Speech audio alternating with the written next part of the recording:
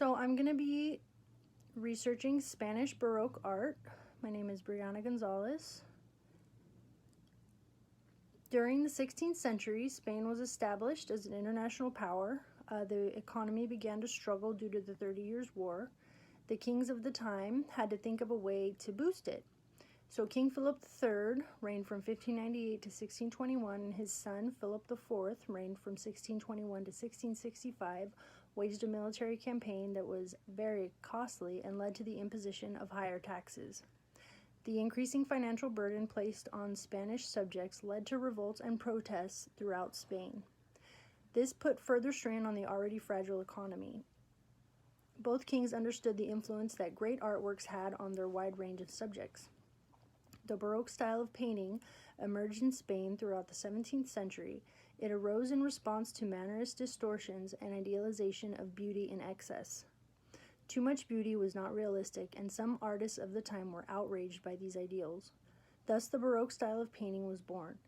The main objective of this style was, above all else, to allow the viewer to easily understand the scenes depicted in the works through the use of realism. The good, the bad, and the ugly, and also the dramatic and the not-so-pleasant. Caravaggio's use of tenebrism, which is the dramatic use of chiaroscuro, light and dark values, and drastic lines where darkness becomes the dominating feature of the image, influenced the dominant style of painting in Spain in the early 17th century. This style was later influenced by Flemish Baroque painting with the arrival of Peter Paul Rubens in Spain around 1603. The Spanish were also very religious, and strong Catholic views are depicted throughout most of the art of this time. So there's two paintings that I'll be discussing. The first is A Knight's Dream by Antonio de Pereda. In this piece, the light source seems to be coming from above. The use of chiaroscuro is well balanced, making the view of this painting pleasant. It clearly uses strong lines except for in the angel's wings, which are a blend of white and black. There is a wide pyramidal composition with the angel at the apex, and the figures and items depicted use up all the space evenly. This painting shows a knight while he sleeps, and in front of him all the things he is dreaming about. First, let's look at the angel. The effects of the celestial light make her glow. Her presence illustrates the knight's religious beliefs. Also notice the skull, which in my opinion represents the devil, death, and all things evil. Other things that lie on the table include coins, paper money, jewels, which all represent wealth. Another item I noticed which represents knowledge is the open book. The written music notes and the globe represent art and history. Finally, the rifle and broken armor may represent war or a defeat in war. In my opinion, all these things could relate to the 30 Years' War and the economic state of the empire at the time. The second painting I will be discussing is Martyrdom of Saint Philip by José de Ribera.